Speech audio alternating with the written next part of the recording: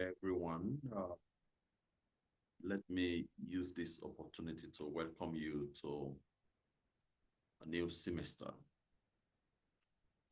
I intentionally delayed this video to come up today because I know you have been in synod, and of course, some of you needed some time to rest after this year's synod. I hope you had a nice time in synod. And of course, we pray for the president of synod, that the Lord will continue to bless his episcopacy. This week happens to be our week 1. And of course, we want to set the pace for our lecture, our classes, BTH 306, Peace and Conflict Management. Peace and Conflict Management. The purpose of this lecture is to give you overview of our expectation, and that will help you in your readings as we go through our topic. The syllables have been posted earlier this week. I hope you have taken time to read through it.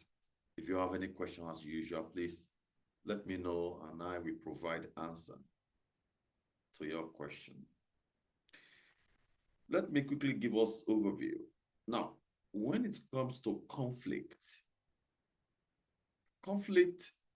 is an unavoidable aspect of human existence, whether in the family, in the churches, in the organizations, in communities, and in nations.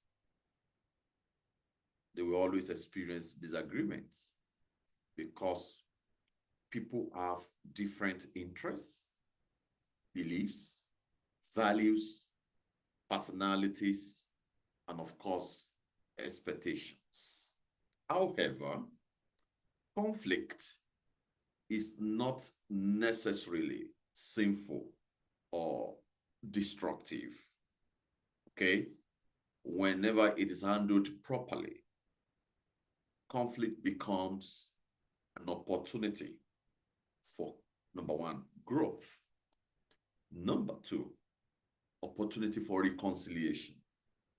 Number 3, justice. And number 4, it can also bring transformation. So we are looking at this opening module, opening lecture, to introduce you to the foundational concepts of peace and conflict from both theological and secular perspective. We are going to be exploring also some biblical concepts of peace, okay, from the Old and the New Testament. You hear shalom, you hear eirene, okay?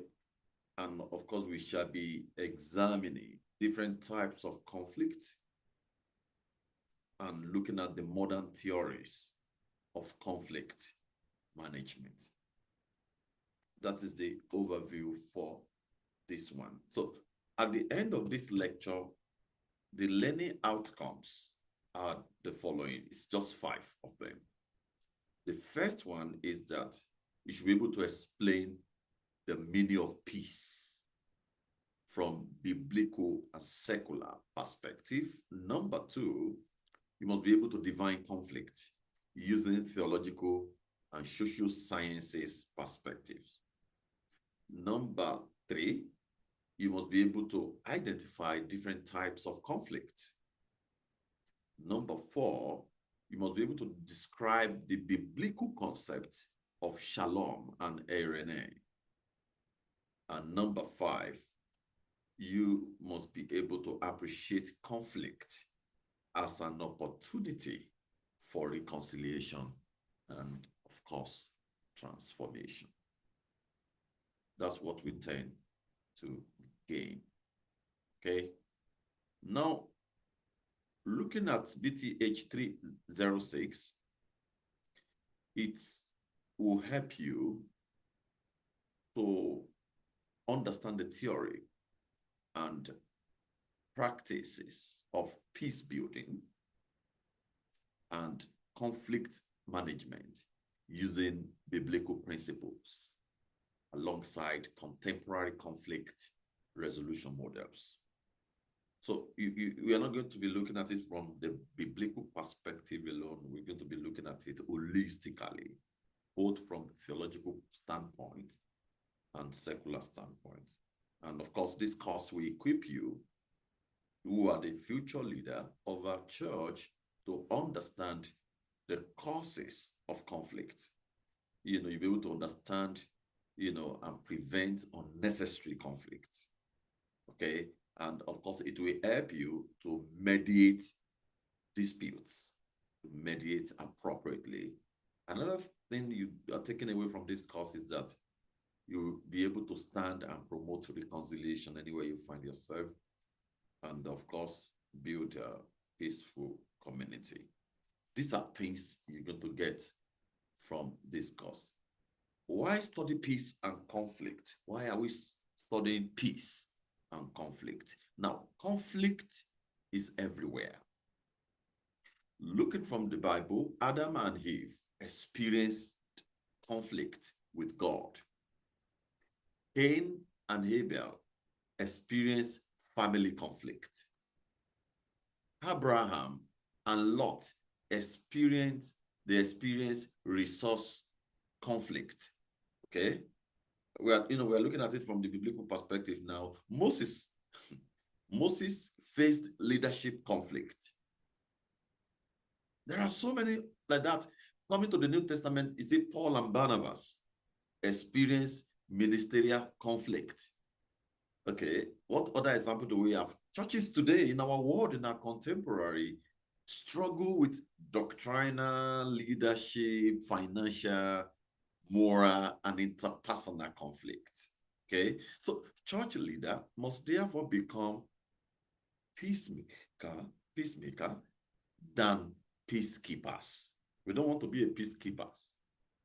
We want to be a peacemakers. Jesus said himself, blessed are the peacemakers, for they shall be called children of God, in Matthew chapter 5, verse 9. So we are not just going to be a peacekeeper. We are going to be a peacemaker. That's who we're supposed to be. Looking at the part 1 of today's lecture, part 1, understanding peace. What is peace?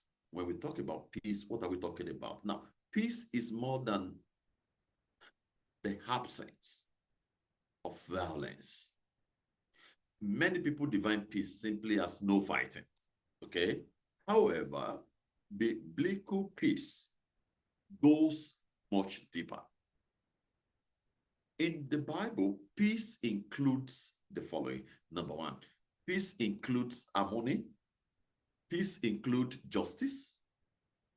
Peace includes right relationships. Peace includes well-being. Okay? Peace includes security. Peace includes flourishing. Peace includes reconciliation. So looking at one of our textbooks, Johan Galtung, according to Johan Galtung, divine peace, peace is the absence of both direct violence and structural violence. That's what Johan said.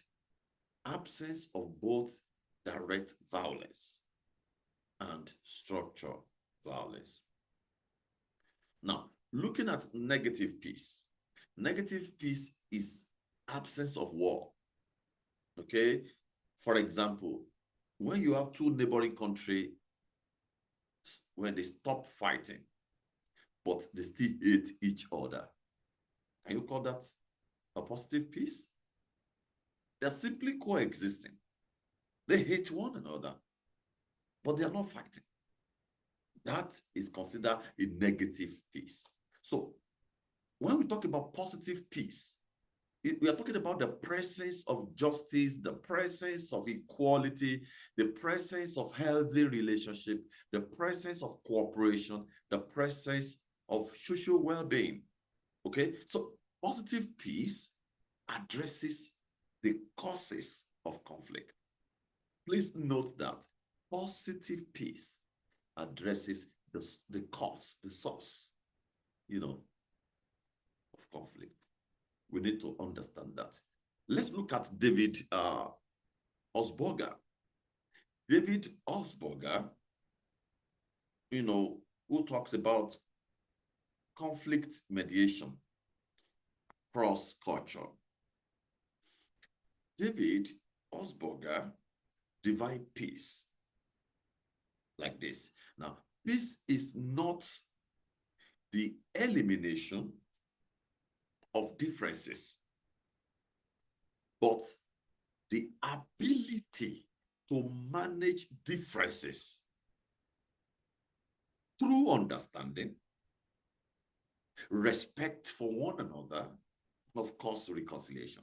I will take that. I love that. And I'm going to take it again. According to David Osberger, who defines peace as not the elimination of differences, but ability to manage differences through understanding, through respect, and reconciliation. Now, Osberger emphasizes empathy. That's number one. Listening. Number three, cultural understanding.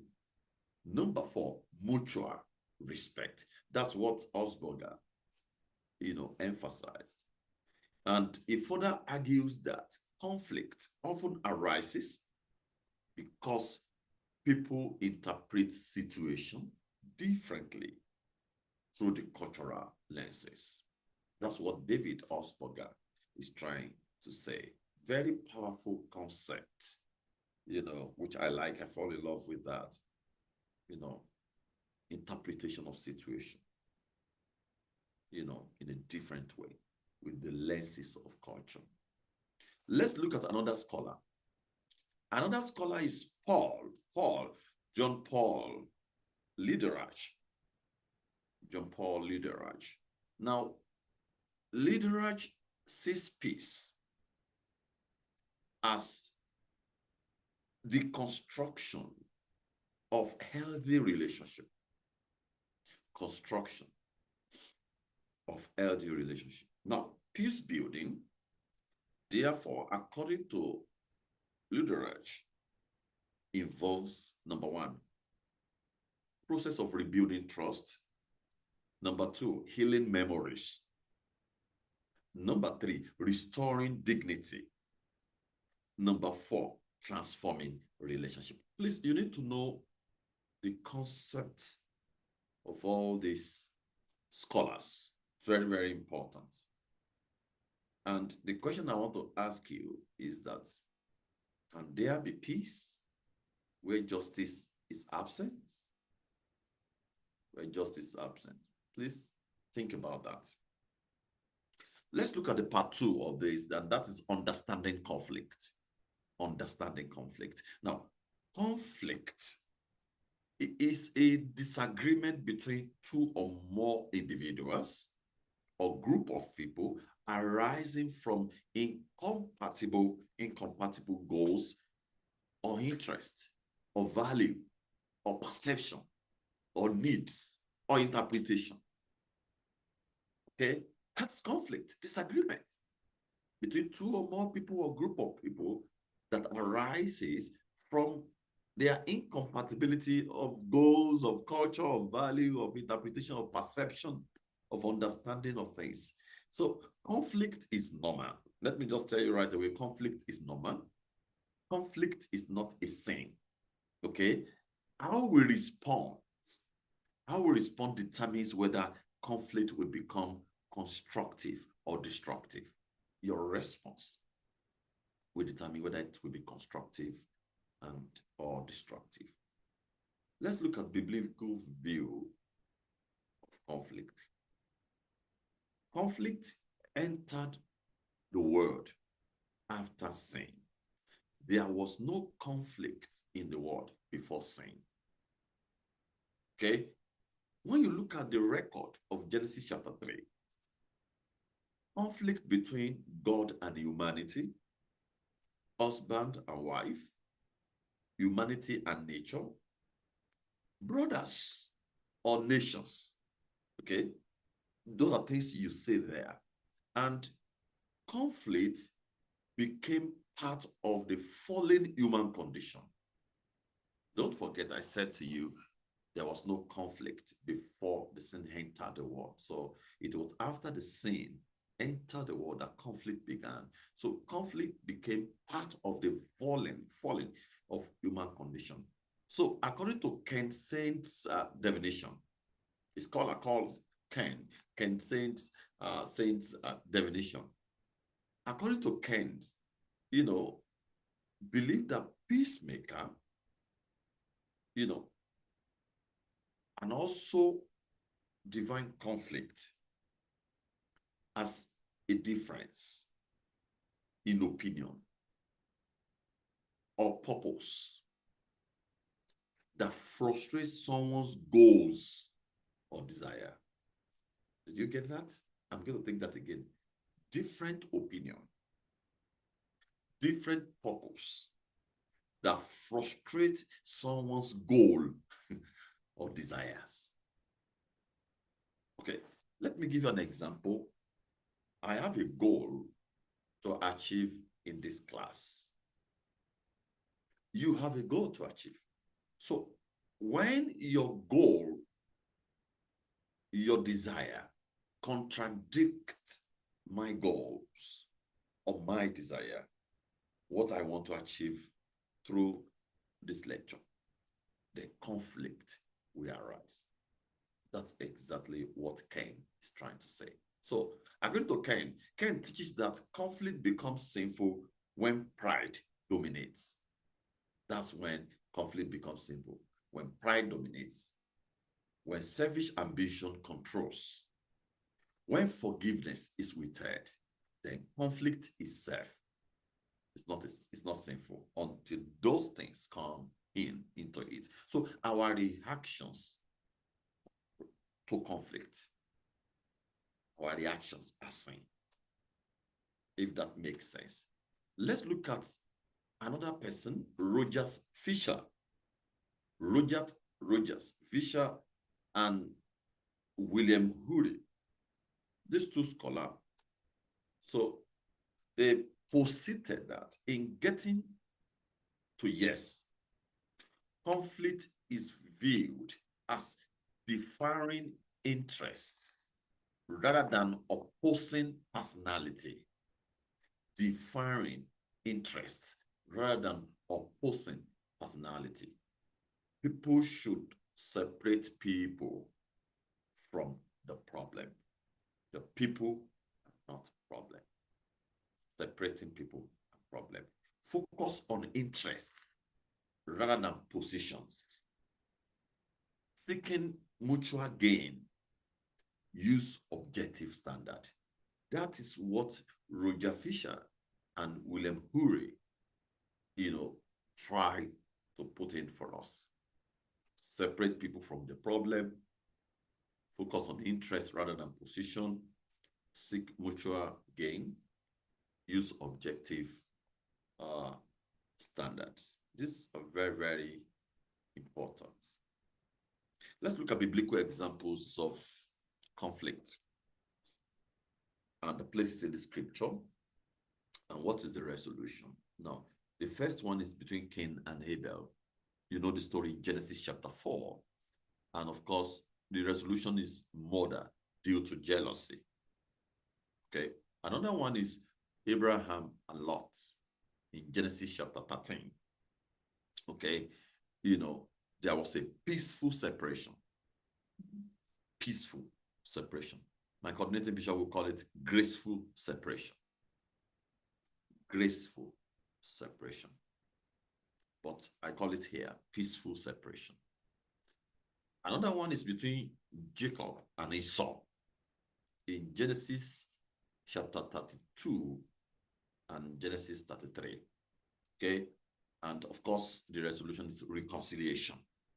Another one is Joseph and his brothers. You remember the story in Genesis 37 to Genesis 50. Okay. Genesis and Joseph and his brother. Forgiveness was the resolution. Joseph was able to forgive them. Okay. Another one is Paul and Barnabas in New Testament in Acts chapter 15. Acts 15. There was a ministry separation. Ministry separation. Now, let me ask you, is conflict always bad? No. Healthy conflict can improve communication. Healthy conflict can reveal hidden issues.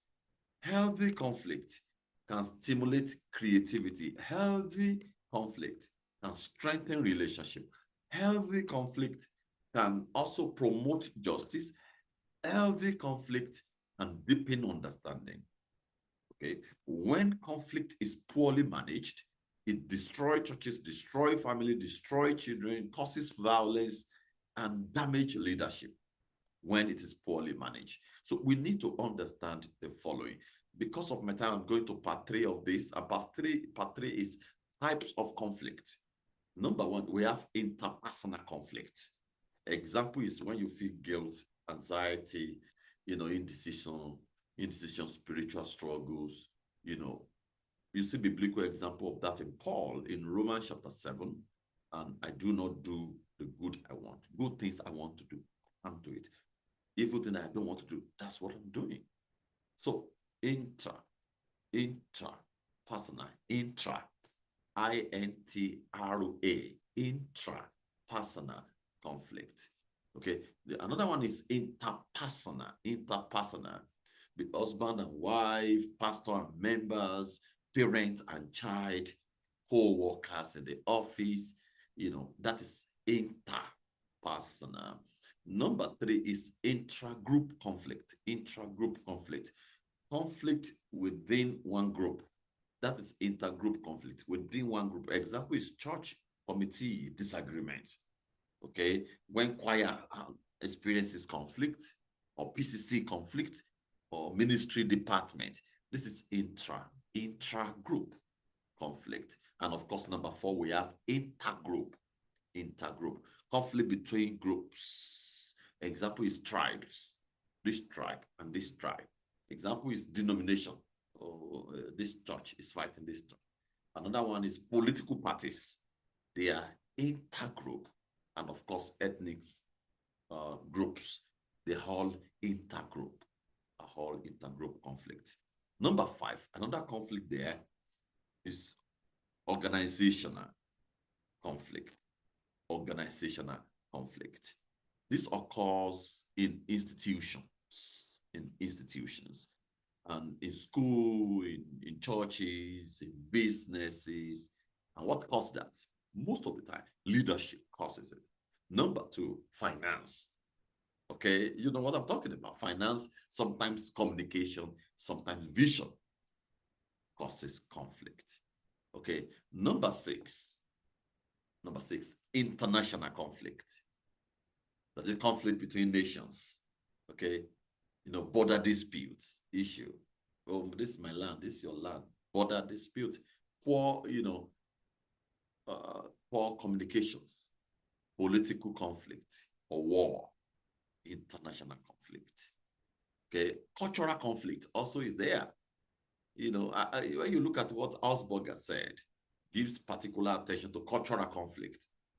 Please don't forget that point that makes these scholars, peculiar from one another. David was talking about cultural conflict. Different culture have different ideas. Different idea about authority, about leadership, about respect, about decision-making, about communication, about time, about family. Different culture with different, idea. So misunderstanding those cultures, can lead to unnecessary conflict. Those are the 7 types of conflict I'm able to identify today. Okay, what are the sources of conflict? You know them. Conflict may arise from unmet need, poor communication, personality differences, competition, injustice, prejudice, cultural differences, lack of trust in one another, misunderstanding, power struggle, power tussle, scarcity of resources. Those are places where conflict starts from.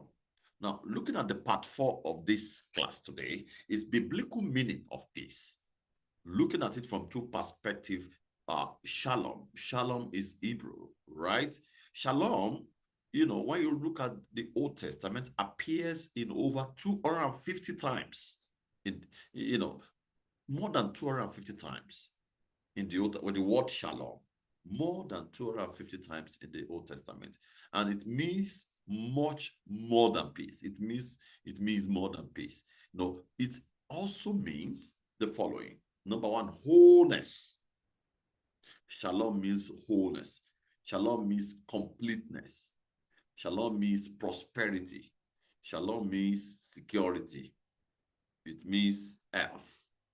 It means harmony. Shalom means covenant relationship. Shalom means flourishing. So shalom means everything functioning according to God's design. Everything functioning according to God's design. That's shalom. And when you look at the characteristics of shalom, it's talking about relationship with God. It's talking about relationship with one another. It's talking about relationship with other people, relationship with creation. You know, it's talking about justice. Shalom, you know, talking about mercy, talking about truth, talking about holiness. Okay, when you look at Old Testament example, for example, Numbers chapter 6, verses 24 to 26, the Lord gives you peace. Okay, the Lord gives you peace. See, no, shalom, that's shalom there. Isaiah 9, chapter 6, Isaiah 9, 6, talking about Jesus. Prophecy about a prince of peace. Shall be prince of peace. And when you look at Psalm 85 talks about righteousness and peace kiss each other. Righteousness and peace kiss each other. So you need to understand that. And when it comes to New Testament, we talk about eirene. That's Greek, eirene. The New Testament word for peace, which is eirene, okay, carries the meaning of number one, reconciliation, peace with God. You see, Apostle Paul talking about peace with God, reconciliation, talking about inner tranquility, inner peace within your heart. We're talking about harmony. We're talking about restored relationship with God. That is the context of eirene in the New Testament. Now, coming to Christ, our peace. Christ is our peace. Ephesians chapter 2, verse 4. We read this during communion every Sunday, every time on Wednesday, whatever we never. Christ is our peace. So for he himself is our peace. That's what Ephesians is saying. And Jesus reconciled humanity to God. You know, Jews and Gentiles were reconciled. And of course, reconciling people with another people, with one another. And let me tell you, peace is a fruit of the Spirit. Galatians chapter 5, verse 22. Okay, so peace is evidence of spiritual maturity. If you can't keep peace, it's a sign you are not spiritually matured. Peace is evidence of spiritual maturity. Jesus' teaching in John chapter 14, verse 27 says, my peace I give unto you, not as the world giveth. So Christ's peace is different from worldly peace. Okay, it's rooted in God's presence rather than external circumstances. Peace is rooted in God's divine presence, not external resources.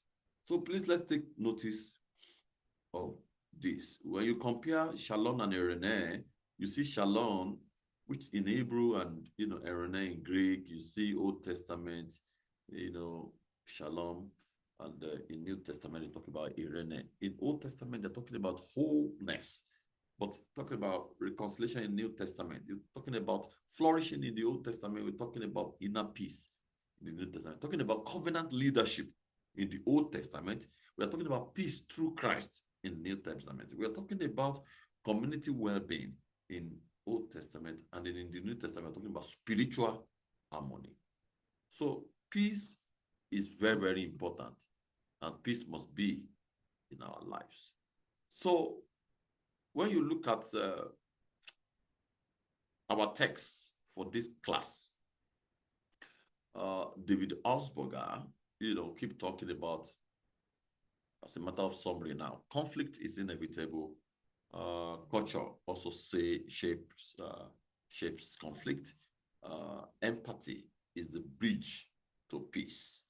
And of course, reconciliation requires understanding. Cain said that Cain gave us four gospel principles. That is, number one, glorify God. Number two, get the log out of your own eyes. Number three, gentle restore. Number 4, go be reconciled. So conflict becomes an opportunity to glorify God. That's what David is trying to say. John Paul Lederach, talking about peace building, he said peace building is long-term, it's relational, and of course, transformational. So he emphasizes restoring relationship rather than merely ending disputes. Relationship must be restored. Looking at the Fisher and Ury pattern, they, talked about principled negotiation. They're talking about separation, separate people from the problem, and of course, focus on interest, not position. Talking about create options for mutual gain, and of course, use objective criteria. These are what Fisher's Ury pattern are trying to say. So this is just an introductory lecture to establish the foundation of understanding of peace and conflict from both theological and secular perspective. Let me just tell you that peace is not merely the absence of violence, but the presence of justice, as I've earlier stated, and wholeness, reconciliation and right relationship. Conflict, why inevitable in human life, is not inherently sinful whenever it's managed wisely. Okay, it can lead to growth, can lead to healing, can lead to transformation. And drawing from the scripture and the work of Osberger, Saint, Lederach, and Fisher, Ury, and Patton, you are encouraged to view themselves, view peace, not simply as, view yourself as not only as conflict managers or peacekeeper, but as Christian peacemaker who will foster reconciliation and promote God's kingdom, which is the kingdom of peace in every sphere of life. So please find time to read Osberger's book, Fisher's, Ury, and Patton book, and of course, Lederach book, Saint book, and other parts of the book I've recommended in our assignment. And I will talk to you again. If you have any question, please feel free to talk to me again. Okay? I hope you enjoy this lecture. We have a lot of things to go through together. God bless you. I will talk to you again. Take care, everyone.